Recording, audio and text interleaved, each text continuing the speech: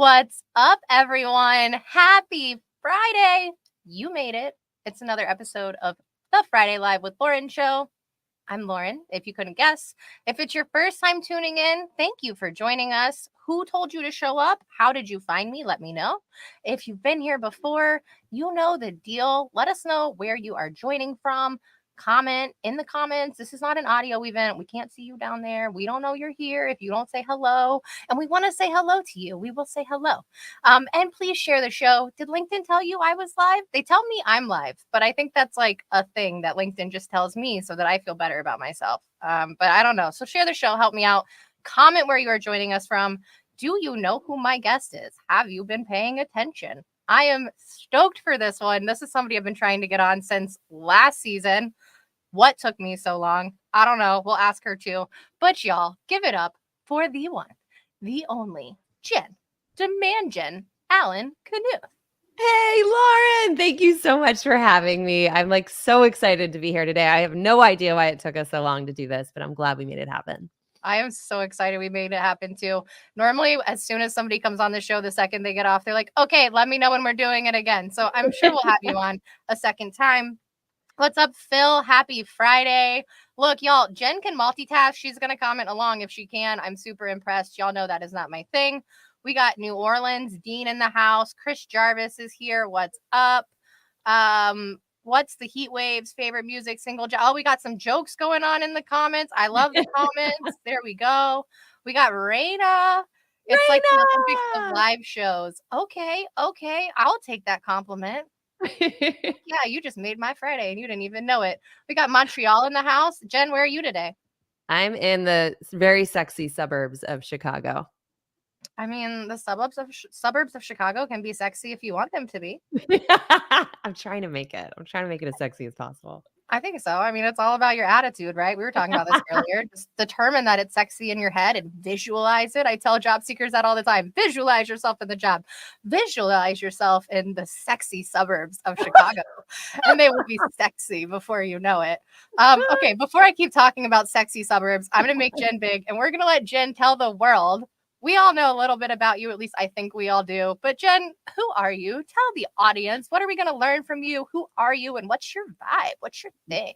Yeah. So when I introduce myself, I used to start with my work and then describe my personal. I'm now making an effort to start with my personal and then describe my work because our work is not our whole being.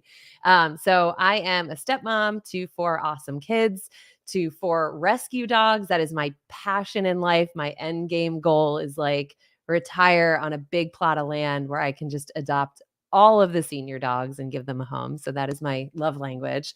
And I've spent the last 18 years, or I started my sales career back in 2004. I went through my entire career as a frontline sales rep, never wanted to move up into leadership or anything like that. I frankly just thought sales was really hard and I loved learning different things all the time. It's why I think sales is such a badass profession to be in because you never really become an expert. And then my last year, so I worked for a company called, for that whole time, I worked for basically the same company. It was the company behind the Challenger sale methodology. In my last year there, I became a chief evangelist, which was a role I created. We'll talk a little bit about today. How do you create a role inside of a business? And then I spent about 9 months with the company called Lavender, which some of you may know. It's a SaaS startup, helps you write better emails. And then I finally pulled the plug last September, went off on my own and stood up DemandJen, which is just me.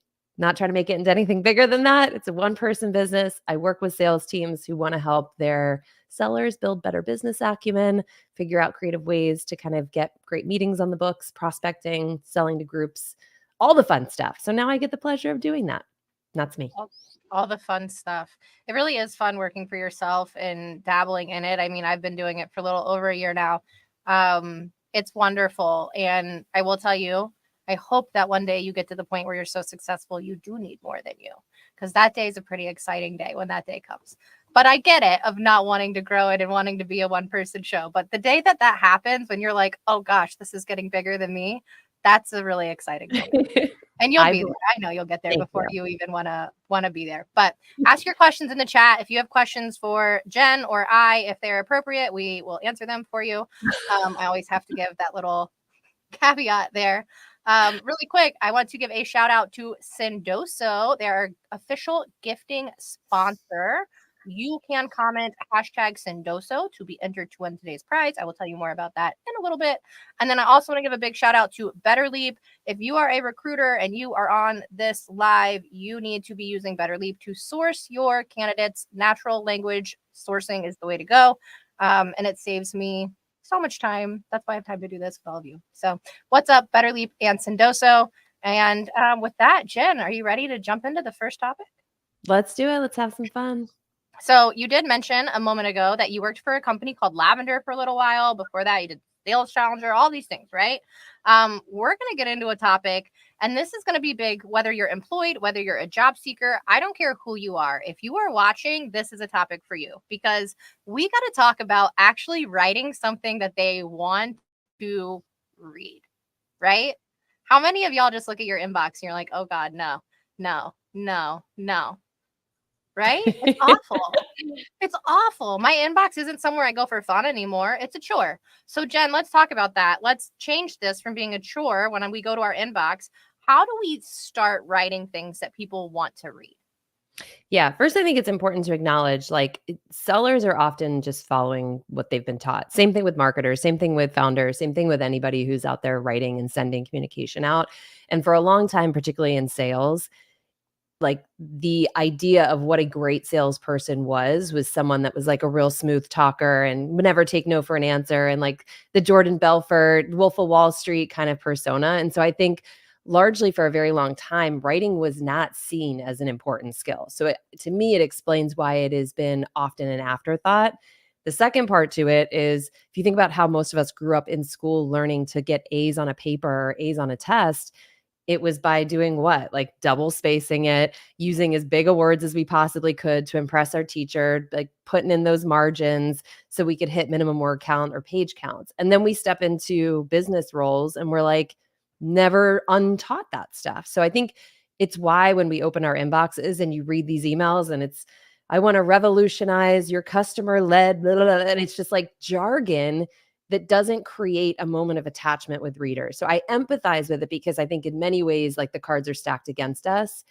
What I have found is that the better I got at learning how to write for engagement, the better I became as a salesperson. Because in so many instances, the hardest part of winning a deal or even like being in sales is actually just opening the deal. It's not closing it. If I've got someone who wants to buy, awesome. Like now they're buying. But to earn the attention means we have to really reflect on what are we saying and doing in the inbox. So here's a few like really tactical things that I think are helpful. So number one, the classic advice, especially for email, has always been stand out in the inbox, get attention. And that, as a result, causes us to do really stupid things that we normally wouldn't do. So one of the things I work on with my clients is subject lines. Like it makes a lot of common sense to go write really attention-grabbing subject lines. But when you look at your own junk folder, what you see is almost every subject line is trying to grab your attention. It's exclamation points and question marks and weird questions that you're like, this seems very weird for someone I've never met before. So one of the first things to do is when you are writing a subject line, don't try to be eye-catching. Try to be relevant and think about what other emails might be showing up in this person's inbox. So if I'm writing to a CRO right now, June 21st, is probably getting a lot of back and forth messages in their business around forecasts, deal updates, things like that. So if I was selling a forecasting tool, instead of being like 10 times your forecast accuracy, exclamation point, rocket ship emoji, what if I just wrote Q2 forecast or forecast update? Like that mirrors what those executives are probably seeing in their inbox. So we look at the very first glance like we kind of belong, versus what I think most executives do is scan down, look for the marketing-y stuff, and then filter that out. So that's number one. You just said, don't stand out, look like you belong. I love that. You don't hear that every day on LinkedIn, y'all. Okay. And don't worry, there's plenty of places where we do want to stand out. Just the inbox is a tricky one.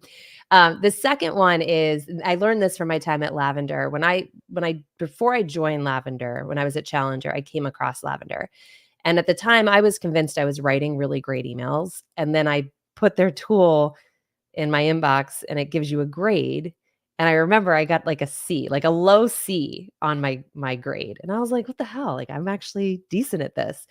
What I didn't realize is I was writing these baby novels that no one wants to read, right? Like if I'm not expecting an email from you and then I show up in your inbox and I'm just like, "Hey, I've read all these things and I know all these things and this is what we do and here's who we've worked with." Like we don't have that type of attention. And so buyers on average will spend, I think it was down from 10 seconds to 9 seconds scanning an email. 9 seconds is about 37 words. That's not a lot of time. And so one of the other tactical things I learned to do is instead of going all in on the first email and saying, here are 3 problems we solve for, and here's a customer that we worked with, and here's an ROI, and here's a link, and here's a video, it's like just pick one thing, one problem, go specific at it, and then you still have more emails you can send if your problem hypothesis is off. So don't try to send something that makes it look like you did a thesis statement on your prospect. Pick one idea and write to the best you can, 50 to 60 words. That is more likely to get you a reply than having even the world's most accurate thesis statement about your prospect. So that's number 2. And then number 3, I think the other big thing and the place where I think is probably the most well, there's two big ones is tonality. We often, in an attempt to look like we belong, will like talk at our prospects. So it's like, you must be struggling with, it looks like you're struggling with, or we are the whatever, best at whatever. Nobody in real life enjoys being spoken to like that. And inbox is no exception. And so one of the things, again, I learned this from Lavender, was writing with unsure tonality sounds like not sure if, seems like maybe, I could be off, but it invites the human desire to correct. Like if I was like, "Oh, Lauren, I love your jacket. Is it from Nordstrom?" If it's not from Nordstrom, you'd be like, "No, it's actually from this." And immediately we're in a conversation, right? And it's a two-way conversation. The same holds true for our inboxes. Like we don't have to go in guns blazing because we did 5 minutes of research that we are confident that we know how to do their job better than they do. If anything, that actually really alienates someone. So using intentional unsure tonality is really, really powerful to make sure you're not talking at your prospects and you're making it sound like you're someone they want to actually engage with. And then the final one, and then I'll shut up about writing because I just freaking love writing, is word length or like word choice. So I was writing emails at like 11th, 12th grade level because I thought if I'm reaching out to someone senior, I've got to use big words and make it sound like I'm in the know. And reality, how many executives are writing these like really thoughtful, like very verbose? No, they're in like the 5 minutes they have in between meetings writing choppy, exactly, choppy, short, not complete sentences that would make our 7th grade English teacher just like cry and cry and cry. But that's the idea. Again, it goes back to the first one, which is like, we've got to show like we belong there. We communicate the way they communicate. And so what that taught me is, an example that use all the time is like, instead of saying we give you visibility into, say we help you see. It's just easier. So where you've got big syllable words, try to swap them out for 1 or 2 syllables. Where you've got really complex sentences, where you've got all these commas and, thoughts shifting back and forth, write choppy. Yep. Those are some of the most helpful things that I learned along the way that make it so that my email is just more likely to be read and not ignored or deleted. 100%. In sales, if there is a comma, you should just have a period there. Like there should never be a reason for a comma in a sales email. And when you really think about it, a lot of the executives I talk to, they have such limited time in their day because they are so busy. They travel a lot. They do all these other things. They probably have a bunch of side things going on that we don't know about, right? Because they're not shamed for having side hustles like their employees are. Let's be honest. Whatever, it's true. We talk about it on the show. But they literally are answering emails in a cab ride or in an Uber going to a dinner, and they have 20 minutes in that cab ride. How do you be the person that they respond to? You follow the tips that this lady's given you right here, right? Hi, Tom. Thank you so much for tuning in. We appreciate you so much. Oh, hi, Tom. Good to see you. And yeah, Phil, you're right. Being too pushy really stinks for sure. Like Jen said, when somebody shows up in my inbox, I'm Ron Burgundy. When somebody shows up in my inbox and they're like, "Hey, Lauren, you must be having all these problems." And I'm like, really?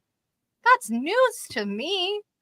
And I'm like the founder of my own company and I'm having these problems that you just told me I'm having. Oh my God. No. That's the thing. I think we sometimes operate with completely wild rules in sales. Like I found myself time and time again being like, "Oh, a great salesperson would do this." only to realize it would be something I would never do in my real life. So the analogy I give all the time is, let's say I go into a party and I walk in and someone I don't know is wearing like a really ugly outfit.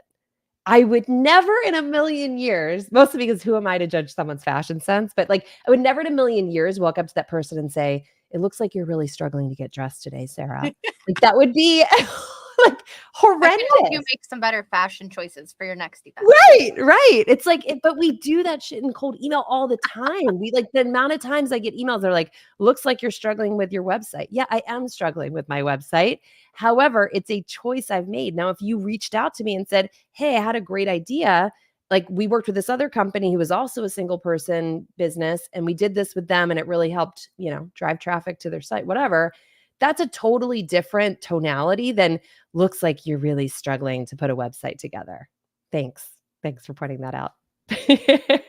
And Tom, I did not say that to you. You were dressed very fly. Okay, really quick, I want to move us up so that we can look at this. So Amber says, it's interesting. I was taught that sounding unsure has the opposite effect. We don't want to be pushy, but we also want to sound like we know what we're talking about. Haha, there's the comment. What do you say to that? See, this is exactly, I'm so glad you said it because I think most of us were taught that. We're taught that like never take no for an answer. Sales reps are confident. All of these things. There is an absolute role that confidence plays in sales. But when you don't know someone, being overly confident just makes us, in many cases, I was victim to this all the time, sound extremely naive. So if I'm going to reach out to a CIO, and I've never been a CIO, I've never even worked in IT, and I'm going to say, it looks like you're struggling to do this, and we have all the answers. What that CIO is going to think is, my sweet little baby Jen, you've never lived a day in my life. You have no idea. So instead of coming at someone, which I don't think any of us intentionally do, it's just so natural in our vernacular as salespeople. But instead of coming at someone, come from a place of empathy. Why might my website suck? Well, maybe it's because I'm a one-person business and I'm figuring out what the hell I'm doing, and I'm spending time on LinkedIn and I'm doing client meetings and I'm trying to come from a place of empathy of like, gosh, it's got to be really hard when you're on your own to be able to prioritize and manage all of this stuff. So-and-so over here had the same problem. One of the things they took off their plate was how they managed their website. And I know I'm probably going to get like website design requests after this, but that's what I'm saying. Like, come from a place of empathy. Why might someone not have the very best of the best? Well, it's probably because something else might be more important. Yeah, for sure. Probably. Y'all are killing me in the comments. I'm sorry. I'm getting so distracted with them. I love that you guys show up and have fun in the comment section. Please go connect with the other people in the comment section. The people who show up here come with some of the best people you're going to meet on LinkedIn. I've met so many of these people in real life and just really have so much respect for all of you who show up. Thank you so much. I see what you're saying. That makes sense. Cool. Amber, you're amazing. Amber just recently, I think you started your own business, right? Amber, you're doing your own coaching business now. Go, Amber. So go, Amber. It's always fun to step out on your own. Jen and I were talking about that as well. Okay. Topic 2. We're a little behind. We're going to whoop through this one. This one's a big one. Okay, y'all, because how many of you raise your hand in the comments if you've wasted money on a course on LinkedIn that somebody's like, pay me, and I will 5x your revenue or whatever. I don't care. It could be on Instagram marketing or whatever. Or how much money have you wasted on a course from somebody who's taught you little to nothing that you probably couldn't have learned yourself? Jen, what do you say about this topic? What do you think about all the courses that are running rampant? I'm not anti-course. I am anti what you describe, which is like, buy this magic pill and your sales will be 5 times. That's just not the way sales works. It's attractive because it's enticing and it's human nature to want the easy button, but the easy button has no place in sales or marketing or most careers. And so there are a couple ideas for how I recommend to sellers that you can go out on your own for not $1 and just get really sharp at the things that matter. Both of them have to do with building business acumen. Like, again, I'm not knocking anybody who has a course. There are plenty of great courses out there, but as a salesperson, the better I got at understanding our customers and understanding how business works, the more effective I could come into a conversation and have a point of view about their business instead of just showing up and talking about whatever I was selling. So 2 things you can do. One, if you're, let's say I posted this a couple weeks ago, like let's say you are new to an ed tech company and you're selling to superintendents, or you're trying to get a job at an ed tech company, but you've never been a superintendent. just Google conferences for superintendents. And what you'll see is there's like articles that are, giving a list of different conferences that are happening in 2024. Now, you don't even have to go to the damn conference. What you do need to do is look at what are the session titles for each of the conferences. Because if superintendents are going to leave their districts and spend a day out of the office, those conferences have to compel them with topics that are really relevant to what they care about. So it helps me understand, like, is right now in 2024, are school districts looking to understand AI and its role in the classroom? Are they looking for ways to increase student safety in the classroom? What that allows me to do is get better at talking about things that my buyers actually care about, which in most cases is not my product. So I can lead to my product instead of lead with it. So that's tactic one. Tactic two is we live in a world where there's so many communities now, and most of them are online. So Google, same thing, like communities for, K through 12 education or superintendents. Sometimes you'll be blocked out. Like, you sell into CISOs, they love to block us out of these communities, but a lot of times you get lucky. And when you show up, don't sell. Just look for what are the questions that are being asked? What are the pros and cons people are weighing? What are the technologies that they're talking about? Like, you go into any sales community and you see like at least one question about, should I go with Apollo or Zoom Info? It's a perfect example of, we have got to understand what our executives are talking about so we can be relevant to them. You don't need a course to do that. Both that stuff is free. No. And most of the stuff that you get in a course, not most of, let me preface this by saying, most of the things you get by one of the courses that we are talking about, I Can 5X Magic Pill courses, right? Most of those are things that you could find on your own if you're willing to put forth the work. But because you're looking for a magic pill, you think somebody else has done the work for you and they've figured it all out and packaged it together. And now they're going to give it to you for the fair price of whatever it is. No, babe, they're just charging 5 people that amount. And that's how they made 20 grand last month. And they're telling you, oh, now you can too. No, it literally, like, I have seen some people where I'm like, this is just a new version of almost a pyramid scheme with the way that you're selling courses and now other people are being referred. So just be mindful of all of these things. Where is the information coming from? And please make sure you're talking to people who've done courses that you're going to do. If you really are thinking about doing a course, if you're not going to take Jen's advice and do some research, I mean, like, this was gold. This was gold. Who else told you to go research a conference and pay attention to the topics? Nobody. But if you're not going to listen to that, please, God, just at least get some research and actual numbers behind who's used this, who's it actually helped. Yeah, Phil, it does suck when you invest in something that gives us nada. Amber's raising her hand. She has too. Dean says it's important to stay curious. I agree with this. In sales, I think that's the number one thing. Jen, when you were talking earlier in the first topic, you were talking about when we were talking about what writing things they want to read, you were talking about how when we learn in school how to write, right? And it's spaced and all of this. And then how does it sound? In my head, it's like, well, that's like we learned calculus, but now we're trying to write with calculus. And nobody understood calculus then. We're not really trying to use calculus now. Why are you trying to write with the calculus? Go back to like basic math. That's what we all really use on a day-to-day basis, right? Yes. I was thinking about that a minute ago when we were talking. I love just that. had to throw it out there, but that's what that's like, y'all. We don't use calculus. Nobody uses calculus. You're a doctor. I'm not a doctor. You're probably not on LinkedIn right now watching this. If you're a doctor using calculus in some other form of something, right? It's just They're true. not here. It's true. I use them for a framework to get a working roadmap. Don't know who this is. That's your privacy settings, but that does work. Phil, 1000%, and such a great statement. Know where the source is coming from. Do they have actual practical experience? Are they certified? Do they share results? Yes. Results. Why do some people not want to share any results, Jen? I mean, I think there's a human tendency to like not want to brag. What I find interesting is the ones that are usually suspect, or sus, as my kids like to say, are the ones that just give the most unbelievable results. Like, in 30 days, you'll have 100,000 LinkedIn followers, or in 30 days, you'll be rich on a beach somewhere. It's like, if it sounds too good to be true, it probably is. And it's not to take away from these folks' experience. But Lauren, I think you're spot on that. It's like, we've got to look at, what are they selling? Is it anywhere remotely near to me? If I'm selling courses for LinkedIn and I'm selling medical equipment, like, those are two very different things. I'm not going to see the same results. So always look to relevance first. 100%. And is it relevant for you now? Is it going to be relevant in the future? That's the other thing. I think that I see a lot of people who are maybe coming on to, or they're like showing me something like, hey, I'm going to take this course, or I want to do this. And I'm like, well, you could have done that 5 years ago and maybe it would have helped you, but you need to find the next thing. So I think that's the other thing. And I think that goes along with what Dean said in the comments about staying curious. What's the next thing? And that's what Jen said about going to conferences and listening to topics and hearing what people are really interested in and where are their pain points.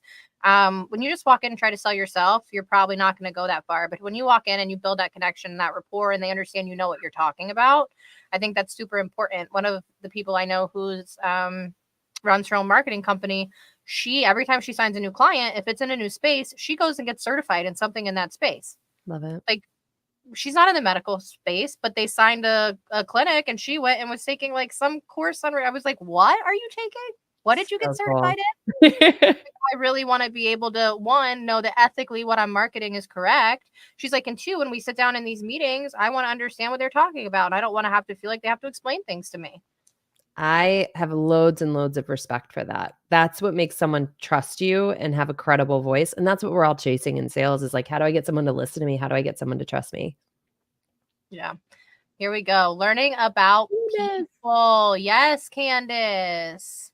+1 for basic math. Basic math. That's all you need. Basic math. Okay, we are almost to the half.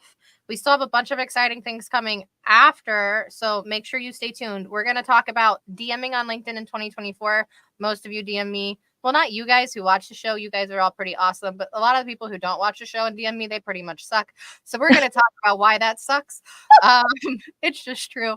We're going to talk about why in your stop laughing so hard. Why in your career progression, it doesn't have to move into leadership. And then we're going to talk about Jen's Saturday mission. If you heard what she wants to do at the end of her life, you'll kind of know a little bit about her Saturday mission. If you were paying attention, always at the end, we got the fun Friday fact. But you know what's coming up next with the one and only Michelle Craig is High Five Friday. Yes. Celebrate some people in the network. And we had a High Five Friday queen show up who's going to reign supreme in the high fives today. So, Jen, I'm going to let you go take a mini break. We'll see you back in just a minute. And y'all, how's it been? How's the show? How's it going? Is it fun? I'm having a really good time. I'm so happy Jen's on today, just so you know. All right, Michelle will be here in just a minute. Stay tuned.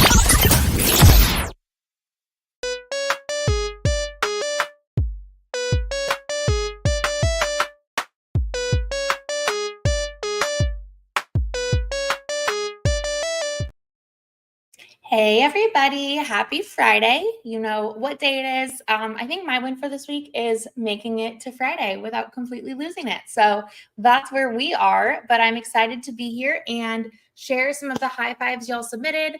Just a reminder, if this is your first time seeing the show, we've got a link that goes out every week, and a high five is an opportunity to give someone in your network a shout out or to even celebrate a win that you have. So we love being able to share those, and you don't have to come on camera because I handle that for you. So love to see those high fives. Jumping in for this week, we have Phil for Megan. I want to high five my friend Megan, number one, for celebrating her first week in her new HR role and for supporting me and the fulfillment brand by sharing my summer career coaching special that I have going on. Megan has gone above and beyond to support me, even when this business journey has been like waves in the ocean. Thank you, Megan, for your awesomeness and friendship. And then, like Lauren said, we have a High Five Friday queen this week that actually dropped 3 different high fives. So Miss Leslie, who was on the show a few weeks ago as well. For Nikki Ivy, have you seen the newsletter she's been writing? It is profound. The woman was meant to write, and I'm so grateful she's gifting us with her poetry and perspective. And then number 2 from Leslie for Monica. Monica is smart, so smart, and is one of the most unique people I've ever met. She's able to blend her creativity, spirituality, and knack for sales in a way that feels effortless. She's also ready to lend a bit of perspective, support, or just an uplifting word. Last but not least, we have another Megan. Megan has been my co-mentor for, nearly 4 years, I'd bet. Having her to sense check my thinking, to inspiring me to reach higher, and to remind me that I deserve to take up space has been a blessing. I've seen very few people work as hard at becoming and being the best version of themselves as Meg does. She also says my name repeatedly in rooms that I'm not in, and that's what real sisterhood looks like. amazing shout outs. And for everyone who submitted and who tuned in today, thank you for helping us celebrate the people who are kicking ass. Thanks, Michelle. Bye, Lauren. Bye. All right. That was some awesome high fives. I know that I got to connect with Monica. I wasn't connected with Monica before the show, but we're connected now. I know you probably saw that said like second connection from that screenshot. No. We're first connections now. If you high five anybody on the show and I'm not connected to them, you best believe we are going to be connected very soon because these are awesome people. And I'm so excited that I get to share this with you guys. And Michelle brought this onto the show. So high five, especially to Michelle Craig, who comes on and does that every single Friday with me. Take it from me. I was talking to Jen before the show. Committing yourself to something every single Friday is a lot. Michelle has showed up in airport lounges. Michelle has showed up when she is sick. Michelle is just all around amazing. So high five to Michelle. Comment below. Somebody tag Michelle. Give Michelle some love for me. Okay. And with that, we still have 3 topics, y'all. I got to get Jen back in here. Thanks, Jen. Can we just say what a queen Leslie is? Like the biggest supporter, best supporter. And if you are not following Michelle on Twitter, you are missing out on some of the best dog pictures ever. So follow Michelle. Yes, the intern blue. Michelle. Yes, it's true. It's true. I don't follow her on TikTok. So try to stay off TikTok, but I do follow her Instagram. I just love to follow Michelle in any way, shape, or form. Where in the clouds again for the high five? I don't understand. Explain. Yes, Michelle Craig rocks. Yes. Okay. We'll get back into the show now. We've fangirled over Michelle Craig enough. But y'all, it's just like Leslie Vanette said, and somebody speaks her name when she's not in the room. We're going to talk about Michelle for a minute because Michelle's awesome. All right. The next thing we're going to talk about is the thing that I said some of you guys suck at, and Jen laughed really loud at me. But it's true. Go look at your inbox, Jen. You could say the same thing. And I'm sorry, there's 20 people watching right now. So 20 of you, I appreciate you. And if you've ever DM'd me something that sucks, you get a pass today because you're watching the show. So immediately it doesn't suck. But anybody else who's not watching, it probably wasn't relevant or good. We're going to talk about that today.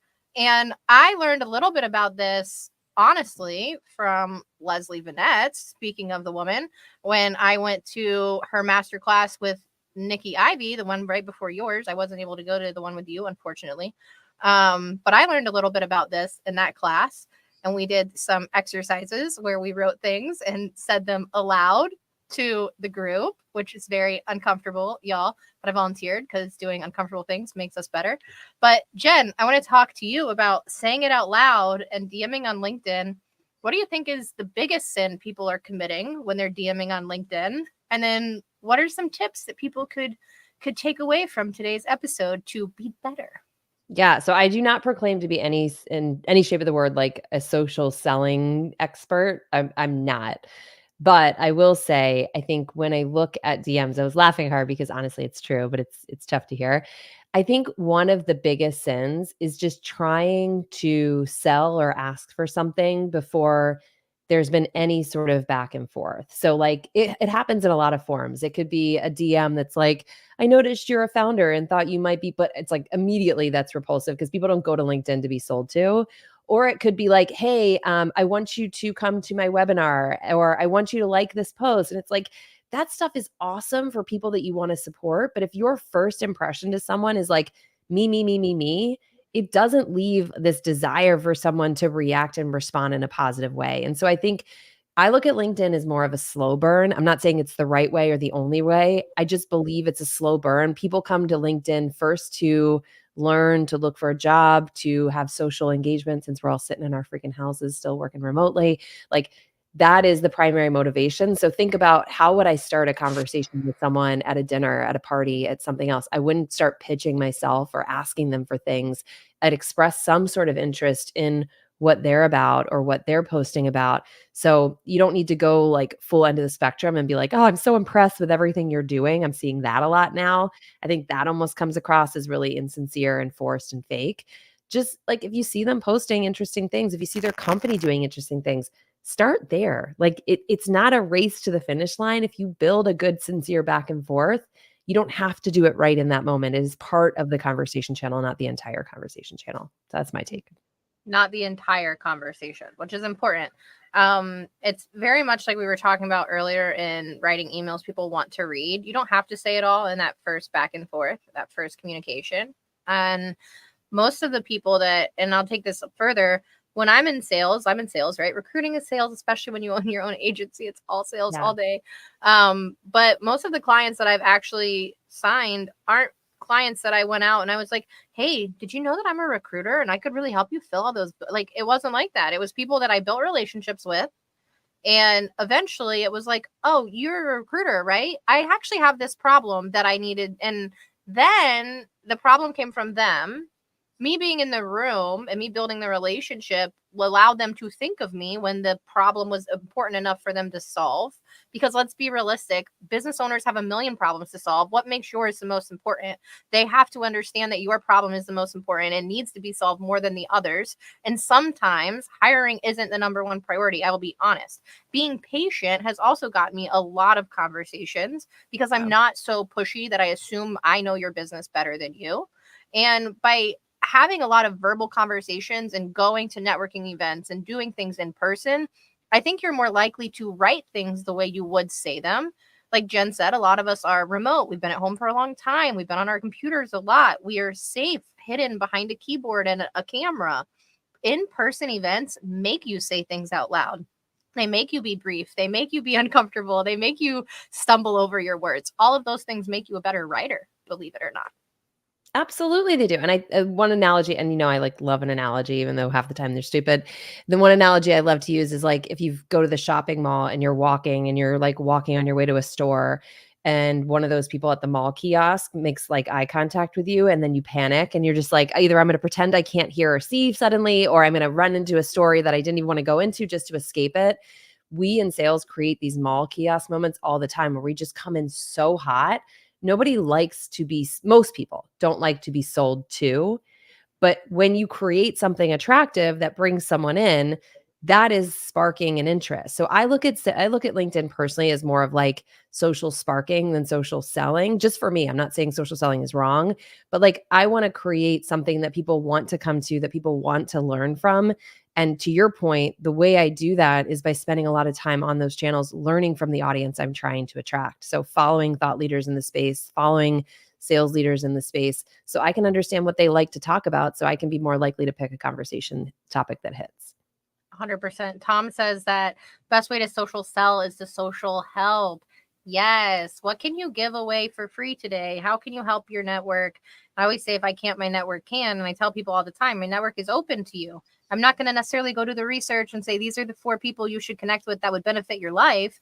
But if you want an intro to somebody in my network, and I actually know them well enough to intro you, that's another caveat on LinkedIn, y'all. If somebody doesn't know somebody that well and you ask them for an intro and they say no, don't get offended. I got 20,000 people in my network. I know 150 people for real, for real.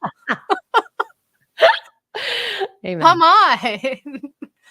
By the way, I don't know how many people I have in my network because LinkedIn's doing this weird thing where when I click on how many connections, it says 18,000 and something. But then when I go to manage my connections, it says over 24,000. I'm like, LinkedIn, let's go with over 24,000. I like that number better. Well, my follower count is, but I've been trying specifically to keep the connection count lower. And I was like, hold on, what happened? When did I cross 20? I've been trying to stay below that. What? And if you're a creator on LinkedIn, you'll understand what I'm talking about. And if you're not, I hope one day, if you want to be, you get there, because it's insane to keep up with a very large network, but it's fun. Dean says, be the magnet, not the billboard. Dean, love this. Dean always is dropping some nuggets. Dude, Dean's the best. Amber, what do you mean you go the other direction? And Jen, somebody says you have to trademark this. So you already trademarked DemandJen. Now you have 2 things to trademark. Too lazy to trademark. Love Jen's high EQ. Milk and Cookie are 2 of my dogs. I think they're probably back here. There's one back there. One back there. There's Milk. I love when there's always cute dogs in the show. Such a clutch secret, Lauren Sermon. Yes. Last year, and I know this is random, but we're going to talk about dogs again in a minute, so I'm going to just bring it up now. Last year, halfway through the year, I did an episode where we featured the animals of LinkedIn. And next week is the halfway show through, like, halfway point through the year, y'all. So I'm thinking we're going to bring it back. If you got a little pup, dog, cat, lizard, I don't know, whatever you want me to feature, Send me your pictures. Last year we did this really cute montage. This year I want to do the person next to their dog so we can all determine if you look like your pet. Yes.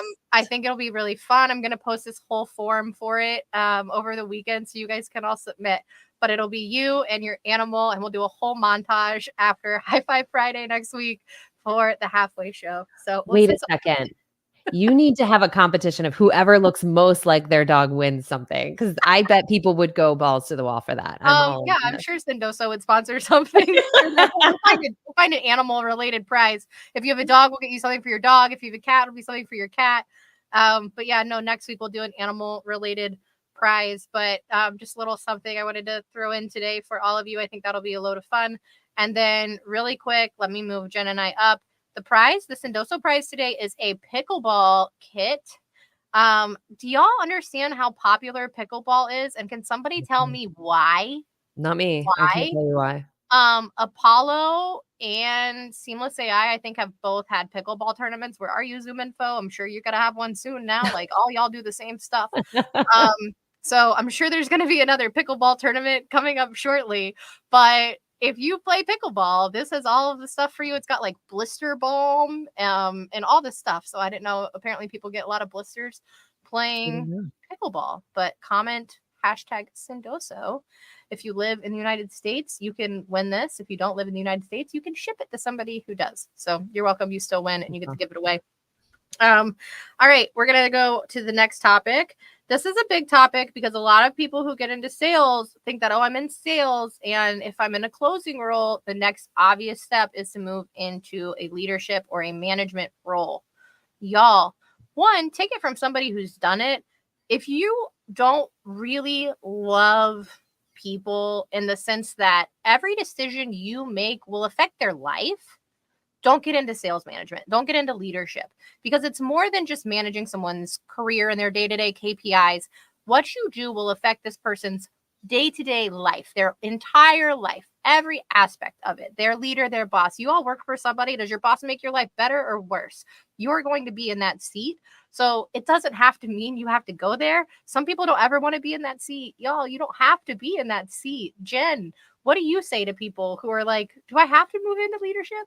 Oh, I put a massive underline, bold exclamation point to what you just said. I think when you're in sales, there is almost always a resolution to a customer or prospect problem. Like, let's say you quoted the wrong price and it feels like your world is blowing up, but there's always a way out of it. And even in situations where there isn't, a year later, you don't even remember that shit, right? It's like it's a blip on the radar. It feels really important.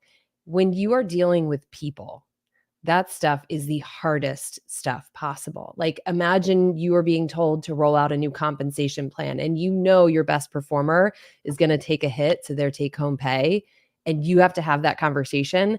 I'd pick a hard prospect over having that conversation every damn day, because to your point, these are not like little sales issues. The world keeps turning if we don't close a deal. But if someone loses their job or someone has like something that they now have to do that they don't agree with, those are the hardest conversations possible. It's why I have so much respect for great sales leaders. And I was really lucky to grow up in sales, working for honestly some of the most amazing leaders possible. So maybe in my mind, it was like I had a really high bar for what I thought sales leaders were.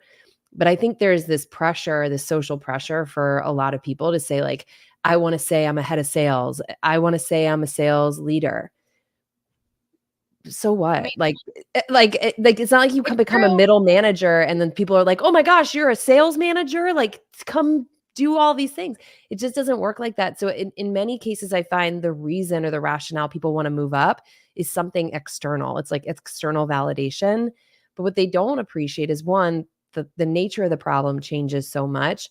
But two, if you're good at sales and you stay an individual contributor, you can make a lot more money. So if money is your motivation, forget the fact that you have to tell people I'm a sales rep. Who gives a shit? And just like be comforted at the end of the year when you're taking home fat incentive checks. Like, there is no shame in staying IC. I'm going to piggyback onto this for a minute. What you just said about there's no shame in saying you're a sales rep. Okay. I know, Jen, you have kids, you're step parent, right? And a lot of you watching have children. Okay. I took my son to the Crayola experience. By the way, giant shout out to Whoa. Crayola if somebody wants to tag them. It was awesome. But one of the things you do at the Crayola experience is you get a crayon and you get to write. By the way, is it crayon or crown? How do you pronounce it? I don't know. I pronounce it wrong. I don't want to embarrass myself. I'm sure I say it wrong. I'm sure somebody's going to say I say it wrong, but whatever. You get to pick what you want to write on it, right? You get to pick whatever you want. And my son's coming up with like all these cute, funny things for his. And finally we land on, we're just going to put his name on it. And then we come to mine. And the first thing I didn't put was recruiter. I didn't put founder. I didn't put anything that has to do with my profession. Mine says Axel's mom. It says Axel's mom because at the end of the day, that's the most important thing to me. And realistically, if your job is the only thing that defines your life, I would challenge you that you need to step outside of that and find some other things that really fulfill you. That was a big moment for me when I was in my 20s and I realized that my job was the thing that fulfilled me and that that's not healthy. It's really not. It wasn't healthy for me. And now I even own my own company. And don't get me wrong, it fulfills me, but I step away from that when I need to. Y'all probably seen I've been a little quiet on LinkedIn. I've had some projects. I've had some other stuff. I stepped away from LinkedIn. I needed to. I was busy. But I don't introduce myself as, hi, I'm a recruiter, or hi, I'm a founder. I'm Axel's mom. That's the title that's important to me. And when you're talking to people in your everyday life, when you meet people at the gym or you meet people at the like, why do you have to say what your profession is first? Why do we feel this pressure to say what our job title is before we say what we care about in life? Yeah. I absolutely love that. And I think that is one of the gifts. So you mentioned it. I mentioned in the beginning, I'm a step parent. I never had my own babies. I was never really even sure I wanted to have my own kids because I did really over prioritize my career. Like looking back, I can say that. I don't regret it, but I did over prioritize it. When I became a stepmom, it was like a big slap in the face moment because I realized when there is nothing there to give me something else to care about, it's easy to let yourself suck into work. And you don't need to have kids to do it. Like I believe everybody should make that choice on their own, but like have something, have a passion, have a hobby, have something that gives you purpose beyond what you make and what your title is and all that. Cause that at the end of the day, like, does it really matter that much? Not really. No, you're not taking your job title to your grave. At least I really hope you don't put on your tombstone. Okay, let's answer this question. Andrew wants to know what you think about working backwards from leadership to an individual contributor or AE role. I will say most of the greatest leaders that I personally know, particularly in sales, have taken a step backwards in their career to get to where they want to be. So there's a woman that I'm really close friends with. She is one of the best leaders I've ever met in my life. Her name is Priya. She went from basically a sales leader, then she took a step back to sales manager so that she could make the path to head of sales. And she did that because she wanted to be in a larger company. And she knew that her experience in a smaller company was not going to earn her the right to be like a sales leader at the new company. I could count on like all my fingers and toes, people that I know that have done that. There is literally no shame in doing that. All that shows is that you are there for the right reasons. You really deeply want this end game. And by the way, like if you walk into a new organization as a head of sales and it's a totally different industry or a totally different business and you've never done the work, I actually think that's not a really great place to be because now you're learning as you're going. Why not take the step back, show you can kill it, and then move up? I think one of the benefits of that is you gain credibility that way. So there is zero shame in doing that whatsoever. Zero shame, people. All right. It is 10 minutes till. We still have a bunch of other stuff to do before I forget. Last chance. You can comment Sendoso. If you have any questions for Jen or I, you can ask now. Other than that, we're going to jump into your Saturday mission, which is always my favorite thing when I scroll on LinkedIn on the weekends. Can you tell everybody what I'm going to make you big for this one? Tell everybody what your Saturday mission is and what you use your LinkedIn. I call it using your LinkedIn for good, right? What do you use your LinkedIn for good for? Yeah, if I'm like I'm lucky enough to have an amazing group of connections. I'm at almost 60,000 connections at this point. I think it would be such a freaking waste if all I ever did was post sales tactics. Like what a waste. And so my passion, as I talked about, is dog rescue. I have only ever owned dogs from shelter organizations. It is the saddest thing to learn about because millions of dogs are put down every year while people go out and buy, bred dogs, which is your choice, whatever. But to create awareness, one of the things I've learned is in having conversations with people who go to breeders, their perception is, well, you can't get a good dog from a shelter. And I want to break that. So my husband's a photographer. He, in his spare time, goes to the shelter where we adopted two of our dogs, Milk and Cookie, and he takes their intake photos. So the reality is when you are on Pet Finder or some big site like that, there are thousands and thousands of dogs. Their picture is usually the thing that helps them either get interest or not. So I have so much respect for my husband that he does this for free and donates his time. And what I realize is I've got like a platform of people that might know someone or might themselves be looking for a new pet. So every Saturday, I post a new shelter dog, one of the pictures my husband took, in the hopes that it creates some awareness and gives these dogs a better chance of finding a home. And that means a lot to me.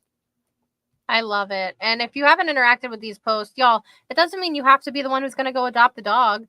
Just interact, share, engage. Every time, I know people laugh about, oh, you just comment to reach. No, it really does matter. It really does. Every comment that you leave, if there's engagement, it does help boost that post in the algorithm.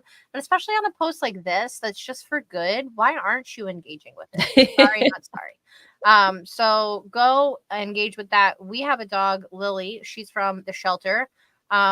She is amazing. I think she's seven now. She's 7 now. I get ages confused. I have an old man, Carter, but he's not from a shelter, but the second one was. But yeah, so I just think it's so important that we use our network for good. You guys see people all the time who share people who are looking for work. And that's important to make sure we're sharing and helping people find that mission. But these dogs, if they don't get adopted, most of them don't end up making it, y'all. So that's why it's so important and why there's like a time factor on this. That's why it's so important to share it quickly. He goes every Saturday and does this, you said? So he goes whenever they have dogs to intake. I just post it every Saturday. And I just want to say thank you so much for asking me about it. I love that you did. And thanks for supporting it. Well, it's important. You also had a fundraiser with Grove Cookie Company. We always got to shout out Grove Cookie Company. Can you tell us what happened with that? Oh my gosh, they are the best. They donated all sales, not profits, all sales of the DemandJen cookie pack they did for the month of, I think it was April. And we ended up raising $6,000, just over $6,000 for the shelter. And like they donated all the profits, or excuse me, all the sales, plus they matched it. And then I matched it. So Grove really, the most stand-up company there is. I couldn't say more positive things about them. Yeah. Y'all know we love Grove Cookie Company over here. They are kind of a quiet partner with me behind the show. They send my guests cookies who come on the show, and they're just phenomenal people. I was lucky enough to have Grace and Marie on last year. So there's an episode, if you go back, you can see the episode where they talk all about building their cookie business. And I'm sure they have so many updates for us all. Michelle, you are right. There are so many misconceptions about rescues. There are babies who want to be loved, and hers was trained to do a sash job. So adopt a dog. They could do your sash job for you. They'd be the intern. You have new intern. Phil says adopt, don't shop. His dog Grace turned 8 this week. There you go. Grace. All right, y'all. Okay, so we only have 2 more things left to do. We're going to jump into the fun Friday fact, and then we're going to give away the Sendoso prize. I guess I'll give you guys 1 more minute while Jen does her fun Friday fact to comment Sendoso if you would like to win. It is the pickleball kit. We had people commenting earlier. I kind of have to go back and find this really quick now. Somebody said it was kind of funny, and then we were talking about something else. Pickleball is like old people tennis. That's Dean. Yeah, it was Dean so said funny. Dean, so right. Kill me. I can't even find it because so many comments. Love y'all. But okay, I'm gonna make Jen big. We are gonna do the fun Friday fact. What you got, Jen? Okay, if you go to my LinkedIn profile and you scroll down and you look at my education and you look for my major, you will see that if I tell you, you will immediately think I have no credibility. So because you're listening and you showed up today and we're supposed to have some fun, my major in college was recreation and park management. And not a lot of people know that. So that's my fun Friday fact. Oh my God. So you should be on the show. Yeah, that was when that show came out. I was like, damn it. No, here we go. So now everybody knows. Everybody's going to ask. God, Jen, I could see you there. I mean, I had my dad, before he passed away, he would always tell his friends that I went to Penn State University to learn how to be Smokey the Bear. I was like, Dad, can you stop? Oh my gosh. Okay, now I gotta go down and look at your education. We're gonna go screenshot that before she changes. Awesome Friday fact. I agree. Parks and Rec. Yes, Sammy C. Good to see you here. This is Carrie. I think he's telling me it's Carrie because I don't know if you play Oh pickleball. boy. Carrie's got the best dad jokes on LinkedIn. All right, y'all. Hashtag Sendoso got another one in the house. I think we have 11 people entered to win. All right, y'all, we're gonna do it now. Are you ready to do the drawing? Yay! This is when y'all know I do this myself and I have to like click through 35 things. So hold on. All right, can you see my screen? Oh, one more of you squeaked in there. 12 people. Ooh, ooh. All right, on your mark, get set. Here we go. Who's it gonna be? Karen, Phil, Dean, Amber, Justin, Michelle. I can't see all these names fast enough. I don't know. Oh, Yay! I'm not going to mispronounce your name.